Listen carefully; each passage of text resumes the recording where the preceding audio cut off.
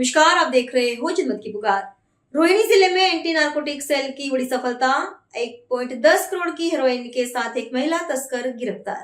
दिल्ली के रोहिणी जिले की एंटी नारकोटिक्स सेल ने नशा तस्करों के खिलाफ जीरो टॉलरेंस की नीति पर काम करते हुए एक बड़ी कार्रवाई को अंजाम दिया है। पुलिस टीम ने एक महिला ड्रग तस्कर को गिरफ्तार किया है और उसके पास से 266 ग्राम हेरोइन स्मैक बरामद की है, जिसकी अंतर्राष्ट्रीय बाजार में अनुमानित कीमत 1.10 करोड़ रुपए है। एंटी नारकोटिक सेल की टीम को 10 नवंबर 2025 को गुप्त सूचना मिली थी कि एक महिला तस्कर एस उर्फ एम शाम 7 बजे से रात 12 बजे तक बीच स्मशान घाट वाली रोड मीर विहार मुबारकपुर डब्बास दिल्ली में हेरोइन स्मैक की सप्लाई करने आएगी। सूचना को विश्वसनीय मानते हुए इंस्पेक्टर अजमेर सिंह के नेतृत्व में एक विशेष टीम गठित की गई। टीम ने बनाए गए स्थान पर जाल बिछाया। जैसे ही टीम को संदिग्ध महिला दिखाई दी और पुलिस को देखते ही उसने भागने की कोशिश की, टीम ने तुरंत उसे दबोच लिया। पकड़ी गई महिला की पहचान एस उर्फ एम के रूप में हुई। उसके कब्जे से 266 ग्राम स्मैक बरामद हुए। आरोपी एस उर्फ एम पहले भी इस तरह के एक बड़े मामले में शामिल रही है, जो एनडीपीएस एक्ट के तहत anti narcotics task force crime branch में दर्ज है। पुलिस ने आरोपी के खिलाफ कंझावला थाने में अधिनियम के तहत मामला दर्ज कर लिया है और वह इस ड्रग्स के स्रोत और इसके सप्लाई नेटवर्क के बारे में आगे की जांच की जा रही है।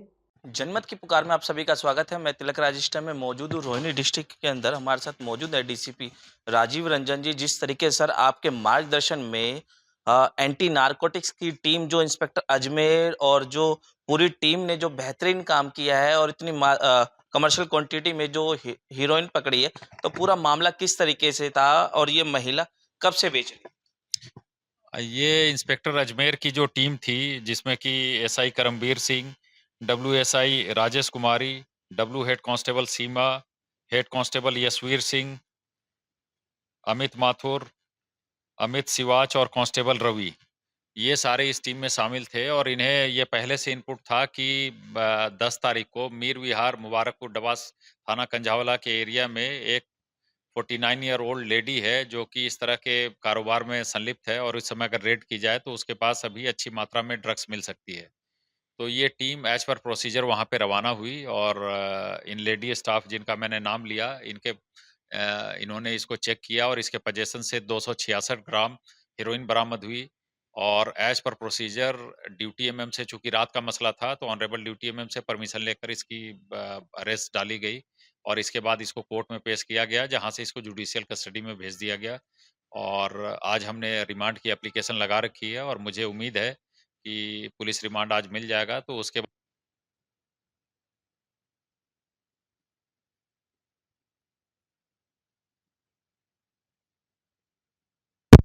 सर, जो महिला पकड़ी गई है, इसके भारी मात्रा में इसके पास से बरामदगी भी हुई है, तो क्या पहले भी इन्हीं केसों में कोई इन्वॉल्वमेंट रही सर?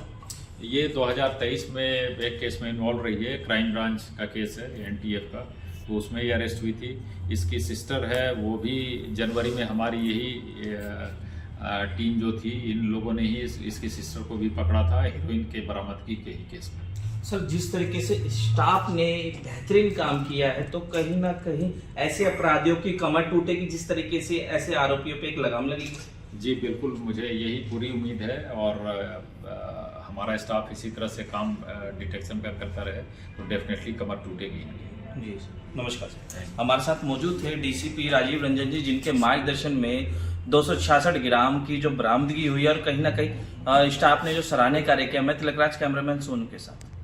नवंबर की रात में हमारी जो एनटीएफ की टीम है, ऑपरेशन सेल के अंडर में, ऑपरेशन सेल रोहिणी डिस्ट्रिक्ट के अंडर में, इन्होंने एक लेडी जो 49 ईयर ओल्ड है और मीर विहार मुबारकपुर डबास पीएस कंझावला की रहने वाली है, उसके बारे में इन्हें इनपुट था कि वो कुछ मेजर ड्रग्स का वो कारोबार करती है और अगर रेड किया जाए तो उसको रंगे हाथों पकड़ा जा सकता है।